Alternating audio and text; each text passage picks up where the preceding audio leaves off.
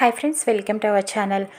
మహాలక్ష్మి చేతిలో నుంచి ఫోటో కింద పడిపోతుంది. అది ఎగిరి గుమ్మం బయట పడటంతో సీత అప్పుడే అక్కడికి వస్తుంది. ఆ ఫోటో తీసి చూస్తుంది. ఏంటా అని చెప్పి ఫోటో అటువైపు తిప్పి ఉండటంతో సీతకి ఏమీ కనిపించదు. సుమతి ఫోటో ఇక కంగారుగా మహాలక్ష్మి బయటకు వచ్చి సీత చేతిలో నుంచి ఆ ఫోటోని లాగేసుకుంటుంది.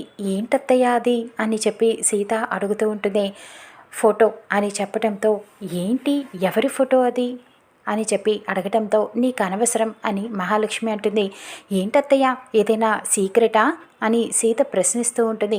అది నీకు అనవసరం, నేను నీతో చెప్పాల్సిన అవసరం లేదు అని చెప్పి తప్పుకో అని సీతను నెట్టేసి మరి మహాలక్ష్మి ఆ ఫోటో తీసుకొని చాలా కంగారుగా వెళ్ళిపోతూ ఉంటుంది. ఇక సీత అనుకుంటుంది, ఏంటి మహాలక్ష్మి అత్తయ్య ఏదో దాస్తుంది, ఆ ఫోటో ఎవరిది అని చెప్పి ఆలోచిస్తూ ఉంటుంది. ఏంటో తెలుసుకోవాలి అని మహాలక్ష్మి వెనకాలే పరిగెత్తుకుంటూ వెళ్తుంది బయటికి. మహా కారులో చాలా స్పీడ్గా వెళ్ళిపోతూ ఉంటుంది. ఇక సీత ఆలోచిస్తుంది, ఏదేమైనా సరే మహాలక్ష్మి అత్తయ్య ఆ ఫోటో ఎక్కడికి తీసుకొని వెళ్తున్నారో తెలుసుకోవాలి అని ఆటోని పిలిచి ఆ ఆటో ఎక్కి మహాని ఫాలో అవుతూ కారులో వెనకాలే ఆటోలో వెళ్తూ ఉంటుంది. ఇక మహా ఫోన్ చేస్తుంది ఒక వ్యక్తికి, కోటి అనే రౌడీకి ఫోన్ చేసి ఎక్కడున్నావు కోటి అని చెప్పి అడుగుతూ ఉంటుంది. ఇక్కడే ఉన్నాను మేడం, దగ్గరలోనే అని చెప్పడంతో వెంటనే నేను చెప్పిన అడ్రస్కి 10 నిమిషాల్లో వచ్చేయి అని చెప్పి ఫోన్ మాట్లాడుతూ ఉంటుంది. కోటి బయలుదేరి మహాలక్ష్మి చెప్పిన అడ్రస్కి వస్తాడు. ఇక మహా కూడా కోటిని కలవటానికి వెళ్తుంది. సీత కూడా వెనకాలే ఆటోలో ఫాలో అయ్యి వెళ్తుంది. చెట్టు చాటున నుంచని మహాలక్ష్మిని అబ్జర్వ్ చేస్తూ ఉంటుంది దూరం నుంచి. ఇక మహా కోటితో మాట్లాడుతూ ఉంటుంది. ఏంటి కోటి, ఎలా ఉన్నావు అని అడగడంతో ఏదో బాగానే ఉన్నాను మేడం, మీలాంటి వాళ్ళ పెద్దవాళ్ళ దొరకకపోయినా ఏదో చిన్న చిన్న పనులు చేసుకుంటూ బ్రతుకుతున్నాను అని చెప్తూ ఉంటాడు. ఇక నీకు అలాంటి అవసరం లేదు, జీవితం సెటిల్ అయిపోయే పని ఒకటి చెప్తాను, అది చెయ్యి అని చెప్తూ ఉంటుంది. ఏంటి మేడం చెప్పండి అని కోటి అడుగుతూ ఉంటాడు. మహాలక్ష్మి సుమతి ఫోటో చూపిస్తుంది. ఇదిగో ఈ అమ్మాయి ఎక్కడ ఉన్నా సరే నువ్వు వెతికి పట్టుకోవాలి, నాకు అప్పచెప్పాలి, మనిషిని నువ్వు చంపేయాలి అని చెప్పడంతో నీకు జీవితం సెటిల్ అయిపోయి అంత డబ్బు ఇస్తాను, నువ్వు కనుక ఈ పని చేసి పెడితే అని చెప్తూ ఉంటుంది. అక్కడ దూరం నుంచి చూస్తున్న సీతకి ఏమీ అర్థం కాదు. ఏంటిది, ఆ అబ్బాయితో ఏం మాట్లాడుతుంది అత్తయ్య అని చెప్పి అనుకుంటూ ఉంటుంది. ఇక అప్పుడు కోటి సరే మేడం, వెంటనే నేను పని పూర్తి చేస్తాను అని చెప్తూ ఉంటాడు. ఇక అప్పుడు మహాలక్ష్మి ఈసారి నువ్వు తప్పించుకోలేవు సుమతి, ఎలాగైనా సరే నిన్ను వెతికి పట్టుకొని చంపేస్తాను అని చెప్పి అనుకుంటూ ఉంటుంది. కోటి మహాలక్ష్మి చూపించిన ఫోటోని తన ఫోన్లో ఒక ఫోటో తీసుకుంటాడు. సుమతి ఫోటోని సేవ్ చేసుకుంటాడు. ఇంతకీ ఈవిడ ఎవరు మేడం అని చెప్పి అడగటంతో మహాలక్ష్మి చెప్తుంది, ఈవిడ నా శత్రువు, నీకు ఒకవేళ తిని ఆచూకీ దొరకకపోతే కనుక రామపురం అనే ఊరు ఉంది, అక్కడ శివకృష్ణ అనే పోలీస్ అతను ఉంటాడు, అతనికి తిను బంధువు, తన దగ్గరికి వెళ్ళి కాపలా కాస్తే తిను దొరుకుతుంది నీకు అని చెప్పడంతో కోటి భయపడుతూ ఉంటాడు. అదేంటి మేడం, పోలీస్ అతనికి బంధువా అని చెప్పి అడుగుతూ ఉంటాడు. నీకేం భయం లేదు, నీ వెనక నేను ఉన్నాను అని చెప్పడంతో సరే మేడం, ఎలాగైనా పట్టుకుంటానని చెప్తూ ఉంటాడు. మహాలక్ష్మి చెప్తుంది, కొన్నేళ్ల క్రితం రంగా అనే వ్యక్తితో నేను చంపించాను, కానీ ఎలాగో అలాగా బ్రతికి బయటపడింది, నువ్వు ఇప్పుడు వెతికి పట్టుకోవాలి, నాకు అప్పచెప్పాలి అని మహాలక్ష్మి చెప్తూ ఉంటుంది. సరే మేడం, 2 రోజుల్లో పట్టుకుంటాను, మీకు ఫోన్ వస్తుంది చూడండి అని చెప్తూ ఉంటాడు. నీ అకౌంట్కి డబ్బులు పంపించాను చూసుకో అడ్వాన్స్ అని మహాలక్ష్మి చెప్తుంది. సరే మేడం, ఇప్పటి నుంచి ఈ పనిలోనే ఉంటానని చెప్పి కోటి వెళ్ళిపోతాడు. ఇక మహాలక్ష్మి అనుకుంటుంది, ఎలాగైనా సరే నిన్ను పట్టుకొని చంపేస్తాను అని చెప్పి మహాలక్ష్మి అనుకుంటూ ఉంటుంది. సుమతి ఫోటో చూసి ఇంతలో మహాలక్ష్మి అటు తిరగగానే అక్కడ సీత కనిపిస్తుంది. సీతని చూసి ఒక్కసారిగా మహాలక్ష్మి షాక్ అయిపోతుంది. నువ్వేంటి ఇక్కడ అని చెప్పి అడగటంతో ఏంటత్తయ్య షాక్ అయ్యారా, ఈ ఫోటో ఎవరిది అని చెప్పి ఒక్కసారిగా మహాలక్ష్మి చేతిలో ఉన్న ఫోటోని బలవంతంగా లాగేసుకుంటుంది సీత. చూడనివ్వదు, కానీ మహాలక్ష్మి బలవంతంగా లాక్కొని ఆ ఫోటోని సీత చూస్తూ ఉంటుంది.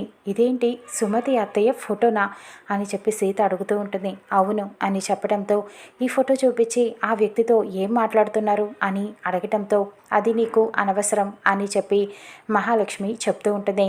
ఇక అప్పుడు సీత అయితే, మీరు ఏదో మాట్లాడారు, ఇంట్లో ఉన్న నాకు ఈ ఫోటో చూపించమంటే చూపించలేదు, కానీ వేరే ఎవరికో చూపించి మాత్రం ఏదో మాట్లాడుతున్నారు. మీ దగ్గర సుమతి అత్తయ్య ఫోటో లేదని చెప్పారు కదా, మరి ఈ ఫోటో ఎక్కడి నుంచి వచ్చింది అని అనటంతో, ఇది నా పర్సనల్, నేను సుమతి గుర్తుగా దాచుకున్నాను అని మహాలక్ష్మి చెప్తూ ఉంటుంది.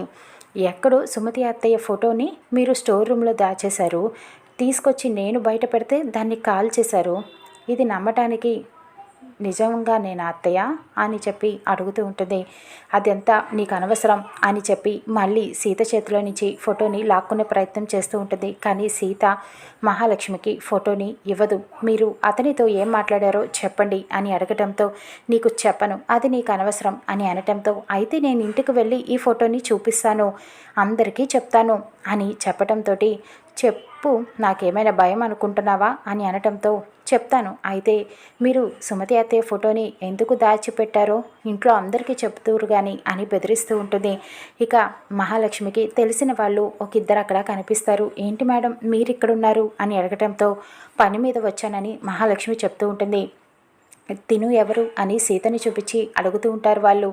నా కార్ డ్రైవర్ అని చెప్పడంతో సీత బాధపడుతుంది. మీరు అమ్మాయిని కూడా ఎంకరేజ్ చేస్తున్నారా మేడం, కార్ డ్రైవర్గా పెట్టుకొని, మీరు చాలా గ్రేట్ అని వాళ్ళు చెప్తూ ఉంటారు. వాళ్ళు వెళ్ళిపోయిన తర్వాత సీత మహాలక్ష్మి దగ్గర కార్ కీస్ని లాగేసుకుంటుంది. మహాలక్ష్మి వెతుక్కుంటూ ఉంటుంది కార్ కీస్ ఎక్కడా అని చెప్పి. ఇక కార్ ఎక్కి సీత కార్ని స్టార్ట్ చేస్తుంది. మీరు కూర్చోండి అత్తయ్య అని అనటంతో, నువ్వేంటి కార్ డ్రైవ్ చేస్తావా ఏంటి అని అడగటంతో, అవును నేను డ్రైవర్ని కదా, ఇవాళే పనిలో పెట్టుకున్నారు కదా, లేకపోతే నేనే ముందు వెళ్ళిపోతాను కారులో ఇంటికి అని బెదిరిస్తూ ఉంటుంది. ఇక మహాలక్ష్మి వచ్చి పక్కన సీట్లో కూర్చుంటుంది. సీత కార్ స్టార్ట్ చేస్తుంది.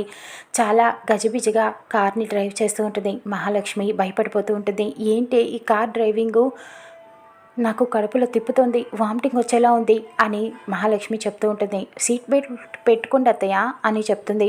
ప్లీజ్ ఆపవే, బ్రేక్ అయ్యి అని అనటంతో, అది ఎక్కడ ఉంటుంది అత్తయ్య అని సీత అడుగుతూ ఉంటుంది. అదిగో అక్కడ ఉంటుంది చూడు నీ కాల్ దగ్గర అని చెప్పడంతో యాక్సలరేటర్ని నొక్కుతుంది. కార్ ఒక్కసారిగా స్పీడ్గా వెళ్ళిపోతూ ఉంటుంది. అది కాదే ఆ పక్కన ఉంది కదా అది అని చెప్పడంతో బ్రేక్ వేస్తుంది. ఒక్కసారిగా మహాలక్ష్మి కారులో నుంచి కిందకి దిగుతుంది. నేను డ్రైవ్ చేస్తా, నువ్వు లిగు అని చెప్పి కోప్పడుతుండగా, సరే అత్తయ్య నేను మీ పక్కన కూర్చుంటా, ఇప్పుడు మీరు డ్రైవర్ నేను ఓనర్ని అని చెప్తుంది. మహాలక్ష్మి కార్ దిగగానే సీత సరే అత్తయ్య బాయ్ అని చెప్పి కార్ వేసుకొని వెళ్ళిపోతుంది. మహాలక్ష్మిని రోడ్డు మీద ఒంటరిగా వదిలేస్తుంది. ఇది నన్ను రోడ్డు మీద ఒంటరిగా వదిలేసి వెళ్ళిపోయింది, ఇప్పుడు నేను ఇంటికి ఎలా వెళ్ళాలి, ఇది ఇంటికి వెళ్ళి ఏం చేస్తుందో ఏంటో అని చెప్పి భయపడుతూ ఉంటుంది. సీత ఇంటికి వెళ్ళి ఆ ఫోటోని ఇంట్లో అందరికీ చూపిస్తుంది. అందరూ ఒక్కసారిగా షాక్ అయిపోతారు. మహాలక్ష్మి అత్తయ్య దగ్గర సుమతి అత్తయ్య ఫోటో లేదని చెప్పారు, కానీ ఇప్పుడు దాచిపెట్టారు, ఇది నాకంట పడింది, రోడ్డు మీద ఎవరికో ఈ ఫోటోని చూపించి ఏదో చెప్తున్నారు, నేను అడిగితే చెప్పట్లేదు, సుమతి అత్తయ్య గురించి ఏదో నిజం దాస్తుంది మహాలక్ష్మి అత్తయ్య అని ఇంట్లో అందరికీ చెప్పడంతో ఎవరు నమ్మరు. మహా అలాంటిది కాదు, ఏదైనా చెప్తుంది, ఏం చేసినా అర్థం ఉంటుంది అని అర్చన అందరూ చెప్తూ ఉంటారు. ప్రీతి కూడా చెప్తుంది, నీలాగా మా పిన్ని మోసం చేయదు అని చెప్పడంతో, అయితే మీ పిన్నితో నిజం చెప్పిస్తావా అని చెప్పి అడుగుతూ ఉంటుంది సీత. నేను అడుగుతాను, పిన్నితో నేను మాట్లాడతాను అని రామ్ చెప్తూ ఉంటాడు.